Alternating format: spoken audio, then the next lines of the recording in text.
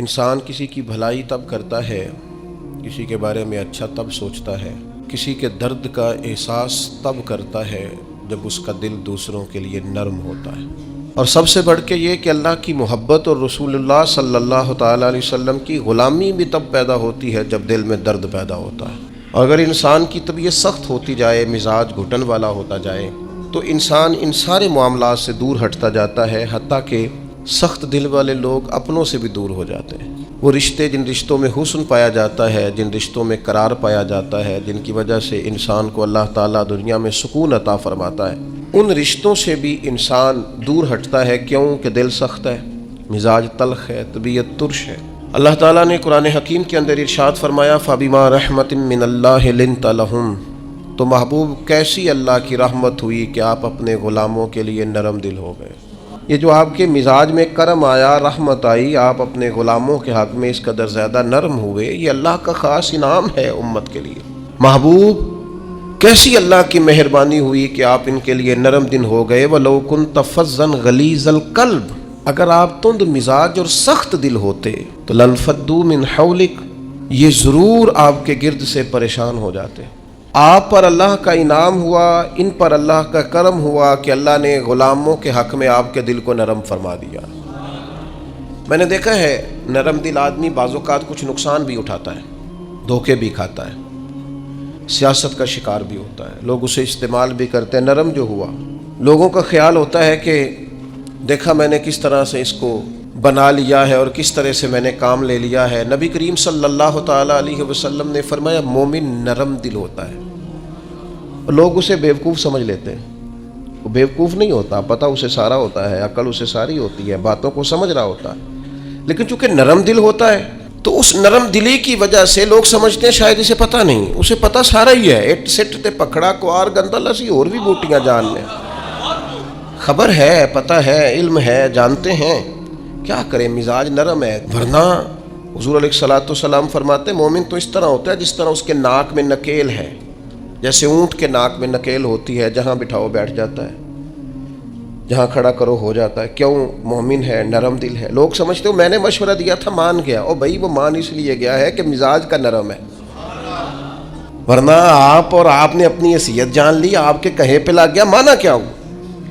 وہ تو مزاج میں نرمی ہے، طبیعت میں نرمی ہے۔ آپ یقین کریں کچھ لوگوں کو 1.5 منٹ میں یاد کرایا جا سکتا ہے کہ آپ کیا کہہ رہے ہیں، انہیں سمجھایا جا سکتا ہے، انہیں 1 منٹ میں بتایا جا سکتا ہے کہ آپ چالاکی کر رہے ہیں، آپ تیزی دکھا رہے ہیں، آپ کی حیثیت کیا ہے۔ لیکن کیوں نہیں ایسا ہو سکتا کہ اللہ نے کامل مومن بنایا ہوتا ہے، بعض لوگ ان کے مزاج میں نرمی ہوتی ہے، اللہ کی عطا ہوتی ہے، سب پتہ ہوتا ہے، لیکن وہ جانتے بوجھتے ہوئے اگر چشم پوشی کریں، پردہ پوشی کریں تو یہ تیری چلاکی کا کمال نہیں، یہ ان کے ایمان کا نتیجہ ہے کہ وہ اپنی نرمی کی وجہ سے۔ حضرت عبداللہ ابن عمر رضی اللہ تعالیٰ عنہ کا جو غلام نفل زیادہ پڑھنے لگ جاتا نا، عبادت زیادہ کرتا، تو حضرت عبداللہ ابن عمر اسے آزاد کر دیتے۔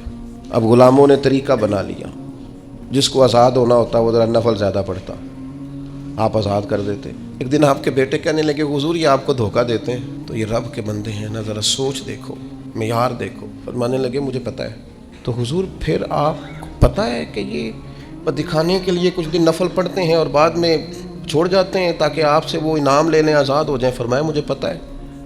تو حضور پھر فرمایا رب کے نام پہ دھوکہ دیتے ہیں نا، ہم تیار ہیں دھوکہ کھانے کے لیے، کوئی تیرے نام پہ دھوکہ دے نا تو تیار ہیں۔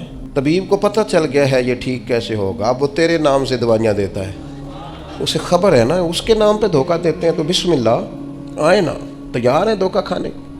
تو میرے عزیز مزاج کی نرمی، اس کے لہجے کا خوبصورت ہونا بتاتا ہے کہ وہ بیچارہ نرم دل ہے، وہ انکار ہی نہیں۔ جو کسی نے کہا چلو ٹھیک ہے جی کوئی حرج نہیں۔ بڑے بڑے مناسب والے لوگ میں نے دیکھے ہیں مزاج کے نرم ہوتے ہیں، لوگ سمجھتے ہیں ہو دیکھو، میں بہت سارے دوستوں کو میں جانتا ہوں، ان کی آپ کبھی باتیں سنیں تو مدعی بھی خود، وکیل بھی خود اور جج بھی، کہتے ہیں مجھے پتہ ہے میں آیا ہوں، اب آپ نے جواب میں یہ کہنا ہے اور نتیجہ یہ نکلنا ہے۔ آپ سے وہ ملیں گے تو آپ کو کچھ کہنا ہی نہیں پڑے گا، انہیں سارا ہی پتہ ہے، لیکن رہ سب سے پیچھے گئے ہیں کیونکہ چالاک ہے، نرم دل نہیں۔ اس کی بارگاہ میں مقام کس کا ہے؟ نبی کریم نے فرمایا جو جنتی ہیں ان کے دل چڑیوں کی طرح نرم ہوتے ہیں۔ یہ جنتیوں کی علامت ہے. فرمایا جنت میں اکثر بھولے بھالے لوگ جائیں گے, سیدھے سادے درویش لوگ, ان کے لیے جنت کے دروازے اور کواڑ کھول دیے جائیں گے, کیونکہ بھولے ہیں, نرم دل ہیں, مزاج میں ٹھنڈک. ایسا نہیں کہ زمانے کی اتار چڑھاؤ کا پتہ نہیں, بس ویسے ہی سیاست دے جھگڑے اساں چھوڑ دیتے تے دولت دے جھگڑے اساں چھوڑ دیتے. یہ محبت دا جھگڑا ہے جڑا چھڑا کوئی نہیں سکتا. جھگڑ کے پیار کرنا ہے, اس سے یہ چھڑا کوئی نہیں سکتا. تو یاد رکھیں کہ مزاج میں نرمی لائیں. لیکن آج میں دیکھتا ہوں طبیعت میں نرمی نہیں لوگوں کے. میرے سے میری زندگی شروع ہو کر میرے اوپر میری زندگی ختم ہوتی ہے. میں سمجھتا ہوں زندگی میں سب سے زیادہ خدمات میں نے کی ہیں, میں سمجھتا ہوں زندگی میں سب سے زیادہ زیادتیاں میرے ساتھ ہوئی ہیں, میں سمجھتا ہوں میں ہی سب سے زیادہ مظلوم ہوں, میری ہی قدر نہیں کی گئی. ہم سب اسی ذہن کے ہو گئے, صرف ہم ہی تھے جو ٹھیک تھے, باقی جو ملا غلط ہی ملا. یاد رکھیں اپنے مزاج میں اس طرح کا رویہ پیدا کر کے ہم نے سختیاں پیدا کر لی ہیں, احساس نہیں. میں آپ کو بتاؤں دل سخت کیسے ہوتے ہیں. نبی پاک صلی اللہ تعالیٰ علیہ وسلم نے فرمایا زیادہ نہ ہنسا کرو, زیادہ ہنسنے سے دل مردہ ہو جاتا ہے. الجھے ہوئے لوگوں سے گریزہ نہ ہوا کر, حالات کی قبروں کے یہ کتبے بھی پڑھا کر, حالات کی قبروں کے یہ کتبے بھی پڑھا کر. ہر وقت کا ہنسنا تجھے برباد نہ کر دے. تنہائی کے لمحے ہوں تو کبھی رو بھی لیا کر. ساری قوم کو لگا نہیں دیا شغل میلے پہ. ہمارے بچے اکٹھے بیٹھ کے کیا کرتے ہیں, صرف ہنستے ہی تو ہیں. کون سی حکمت کی بات ہوتی ہے ہماری مجالس میں, کون سی تقوی کی بات ہوتی ہے. ساری زندگی شغل میلہ بنا لیا ہم نے. یہ دل سخت کرتا ہے ہنسنا. حضرت یحییٰ ابن معاذ فرماتے ہیں زیادہ روٹی نہ کھایا کرو, دل سخت ہو جائے گا, تمہاری طلب بھی صرف روٹی رہ جائے گی, کھانا ہی رہ جائے گا. حضرت عیسیٰ علیہ السلام فرمانے لگے زیادہ نہ بولا کرو, اپنے جملوں کو بے وقت نہ کرو, اپنے لفظوں کی قدر پہچانو. جو لوگ زیادہ بولتے ہیں ان کے دل سخت ہو جاتے ہیں. آپ کی باتیں تھوڑی ہوں, معنی خیز ہوں, حکمت امیز ہوں, تھوڑے جملے ہو, جچی تلی نپی شستہ شائستہ گفتگو ہو, وہ کیا کرے گی, وہ دل کو نرم کرے گی. لیکن بہت باتیں کرنا نتیجتاً انسان کے دل کو, یہ تو بدگمانیاں ہوتی ہیں نا, بدگمانیاں یہ دلوں کو سخت کر دیتی ہیں. ہم جو برا سوچتے ہیں نا, لوگوں کے بارے میں بری رائے رکھتے ہیں, تو آہستہ آہستہ ہم جس کے بارے میں برا سوچتے ہیں پھر اسے اپنا دشمن سمجھنے لگتے ہیں. ہمارا دل اس کے حق میں سخت ہونے لگتا ہے. حتیٰ کہ وہ آدمی مصیبت میں مشکل میں آئے تو معاذ اللہ ہمارے دل کو تسکین پہنچتی ہے کہ دیکھو نا ہمارا دشمن تھا, حالانکہ دشمن مرے تو خوشی نہ کریے, سجنا بھی تے مر جانا ہے, سجنا بھی تے مر جانا ہے, اڈیگر تے دین آیا ہے محمد, اوڑک نو ڈوب جانا ہے. میرے عزیز یہ بہت بدگمانیاں, بہت.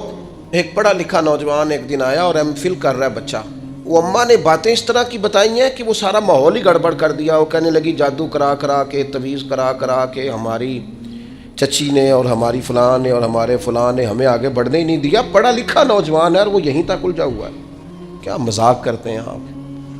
اس طرح بھی ہوتا ہے, اس طرح بھی قومیں. اور وہ بیچارہ یعنی چچی کو دشمن توڑی نہ ہوتی, چچا باپ کی جگہ ہوتا ہے, لیکن اس کا لہجہ اتنا غلط تھا اپنی چچی کے حق میں کہ وہ اس طرح کے پڑھے لکھے نوجوانوں کو یہ جملے زیب نہیں دیتے. ہمارا عجیب انداز ہے, ہم نے اپنے بچوں کے ذہن پکے کر دیے.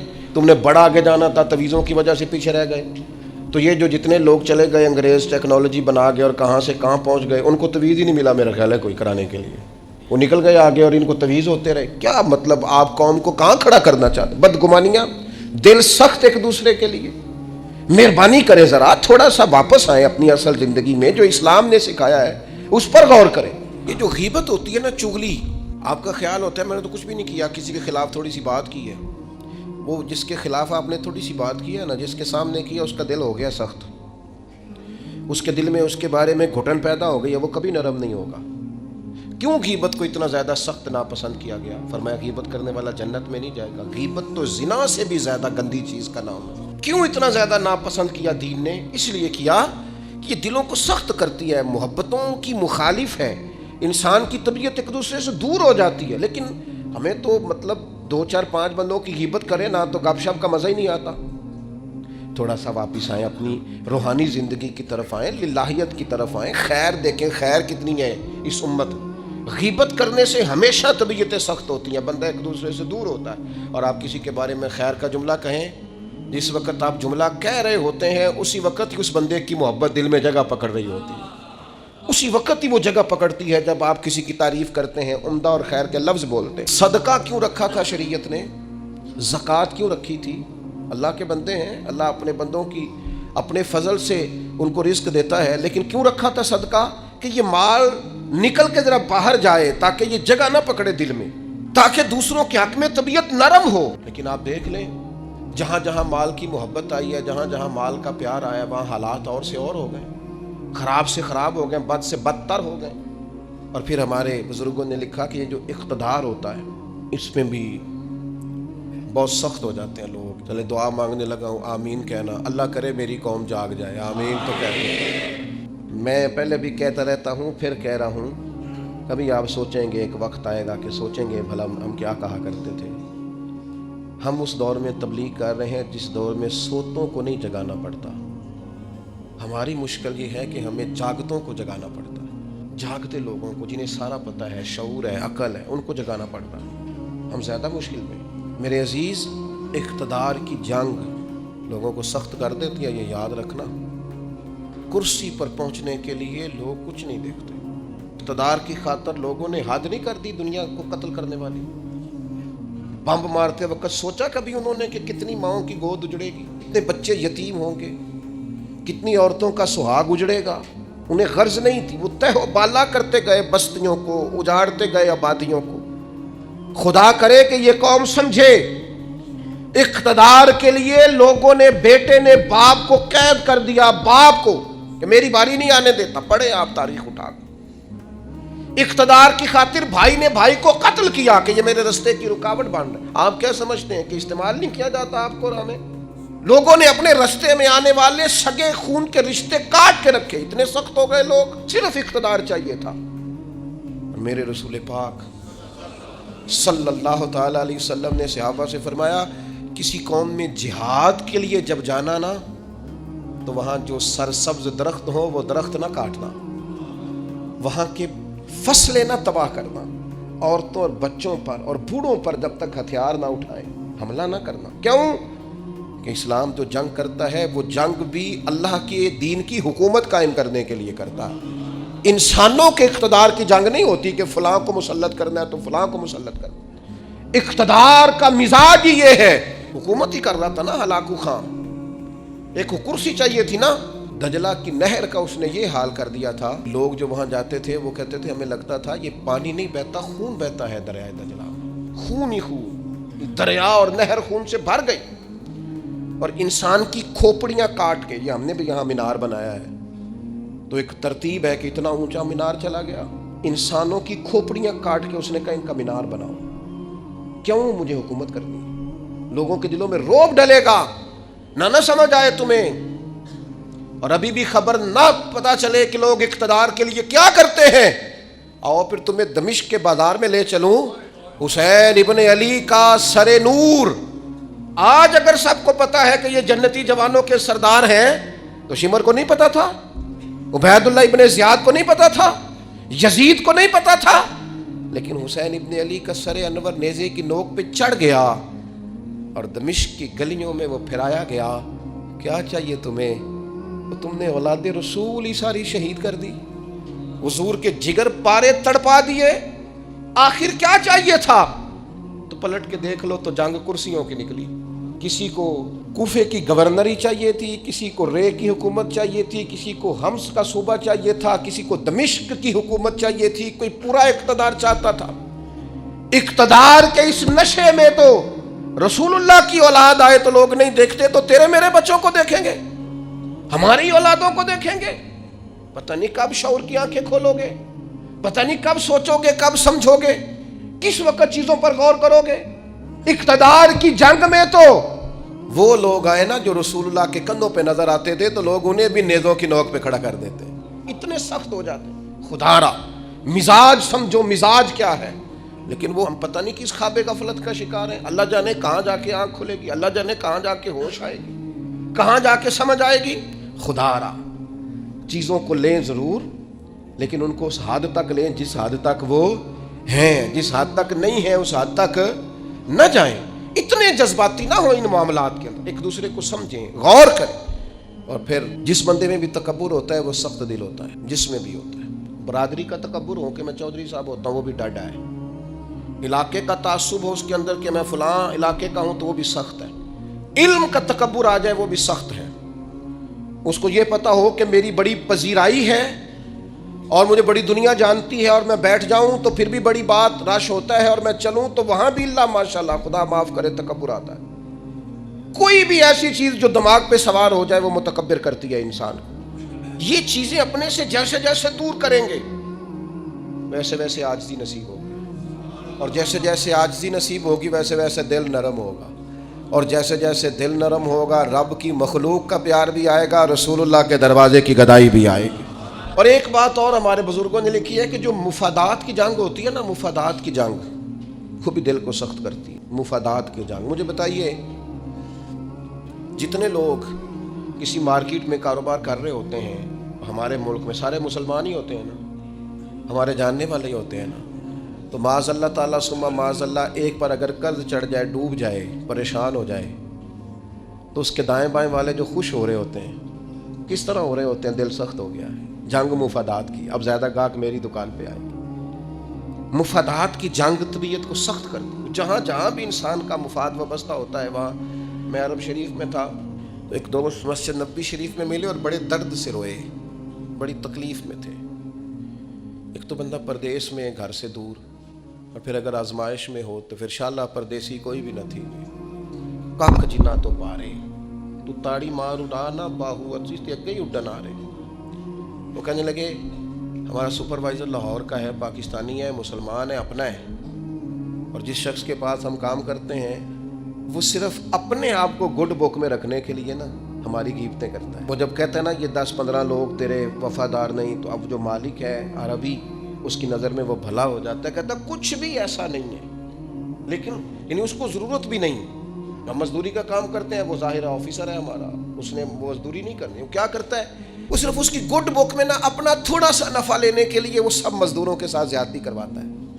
وہ کہتا ہے ایسے لوگ بھی تھے جو بیچارے گھر سے اپنا پلاٹ بیچ کے آئے لیکن ان کی نظر ہو گئے, واپس جانا پڑا.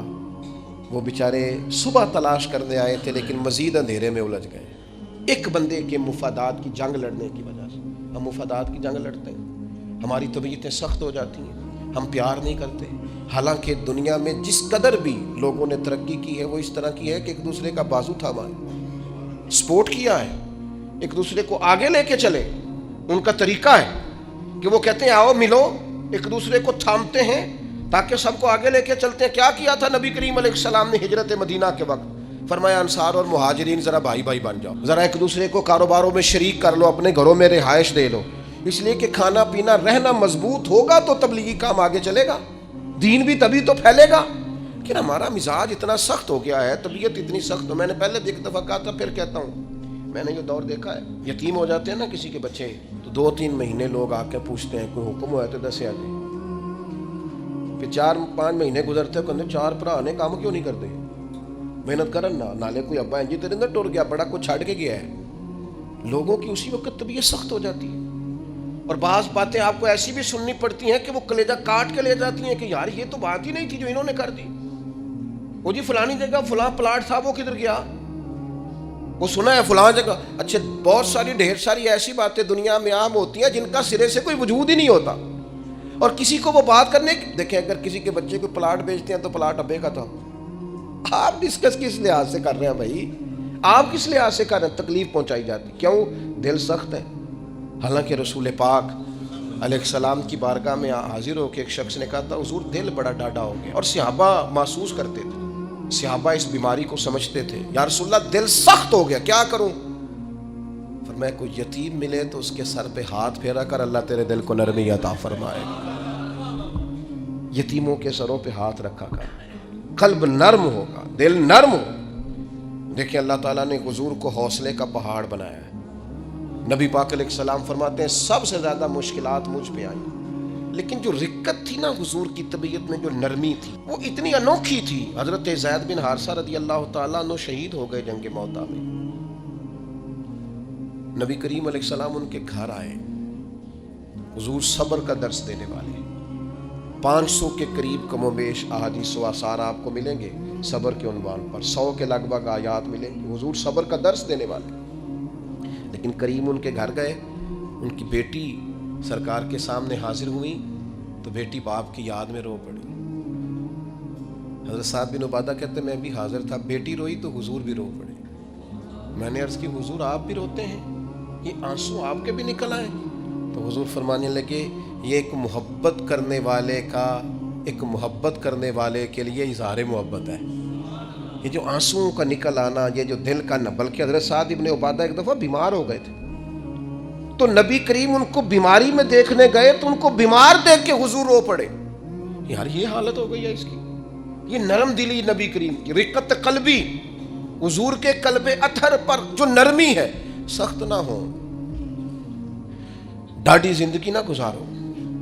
अशिद्दाउ अलल कुफार, काफिर के लिए सख्त होंगे, रुहमाउ बैनहुम, आपस में तो मेहरबान रह के वक्त गुजारना। अपने अपने दिल से पूछो, बड़े टेस्ट कराते हो, बड़ी इको कराते हो और बड़े कुछ कराते फिरते हो, कभी कभी ये भी देखा करो डाढ़ा कितना हो गया है, माफ़ क्यों नहीं करता, इसे प्यार क्यों नहीं आता, इसे रोना क्यों नहीं आता, इसमें दर्द क्यों नहीं पैदा होता। ये भी थोड़ा सा देखा करो कि इसका मेयार इस हवाले से इतना सख्त क्यों हो गया है, इसमें नरमी नहीं आती, किसी के लिए तड़पता ही नहीं, वो भी कोई दिल है कि दिल हो और तड़प ही ना हो। अपनी तबीयत पर गौर करें, मिजाजन सख्त ना बने, तल्ख ना बने, किसी के बारे में भी सोचें, किसी और का भी एहसास करें, किसी और के बारे में भी गौर करें। आपका दिल किसी के लिए भी धड़कना चाहिए, अपनी ज़ात से शुरू होके और अपनी ही ज़ात पर चीज़ों को ख़त्म कर लेना, ये क्या दानशमंदी है। अजीज़ कहीं तो नरम होना, कहीं तो मेहरबानी करें ना। नबी पाक अलैहिस्सलाम ने मना फरमाया जानवर के मुंह पे ना मारना, जानवर को बांध के ना मारना। हुजूर अलैहिस्सलाम गुजर रहे थे तो एक आदमी बकरा ज़िबा करने लगा, उसके सामने छुरी तेज़ कर रहा था। फरमाया 2 मौतें देना चाहते हो, इसे साइड पे करके छुरी तेज़ करो और तेज़ छुरी के साथ ज़िबा करो ताकि इससे तकलीफ़ कम हो। तो जो दीन आपको कहता है जानवरों से भी उसने सलूक करें, वो अगर मिजाज इस तरह का बना लेंगे ना। मैं दोस्तों से कहा करता हूँ, हमारे बच्चे उनसे पूछे ना बड़े हो के क्या बनेंगे, वो कहते हैं मैंने डॉक्टर बनना है और मखलूक की खिदमत करनी है। फिर वो डॉक्टर तो बन जाते हैं पर अगला लफ्ज़ भूल जाते हैं। फिर वो कहते हैं मेरे पैसे बड़े लगे हैं डॉक्टर बनते, पहले वो वसूल करूँगा। नया नया SHO भर्ती होता है, वो कहता है मैं पुलिस में जाऊँगा, ऑफिसर बनूँगा, फिर मैं इंसाफ करूँगा। फिर वो पुलिस में तो चला जाता है, लेकिन उसे याद आ जाता है कि जी लोग तो झूठे पर्चे बड़े कटवाते हैं। जी आप छोड़ें, आपने ये शर्त रखनी थी पहले दावा करते वक्त। आप अगर लोगों को देख के नेकी करेंगे फिर तो गए काम से। नेकी तो जब भी करनी है रब रसूल की बारगाह को पेश नज़र रख के करनी, अल्लाह की रिज़ा के लिए काम करना है। लेकिन वो मिजाज ही नहीं, वो हमारी तबीयत ही नहीं। मैं आपसे अर्ज़ करता हूँ सिर्फ़ और सिर्फ दिलों को नरम करने की तरफ तवज्जो दें। एहसास अगर पैदा हो जाए ना, एहसास, तो फिर मामलात बड़े बेहतर रहते हैं। मुश्किलात आती हैं लेकिन दिल को सख्त नहीं करना, तबीयत को कभी भी घुटन वाला नहीं बनाना। दिल नरम होना चाहिए, ठंडा होना चाहिए। इकबाल कहने लगे दिले बेदार पैदा कर, दिले बेदार पैदा कर, कि दिल खाबीदा है जब तक न तेरी ज़रब है कारी न मेरी ज़रब है कारी। और फिर इकबाल फरमाने लगे दिले बीना बिकर खुदा से तलब, आँख का नूर दिल का नूर नहीं। कहते तू आँखों से तो देखता है पर तेरा दिल अंधा है। अगर दिल की आंखों से देखेगा तो फिर तुझे लोगों के दर्द का एहसास होगा। दिले बीना भी कर, देखने वाला दिल पैदा कर, दिले बीना भी कर खुदा से तलब, आँख का नूर दिल का नूर नहीं। अल्लाह ताला हमें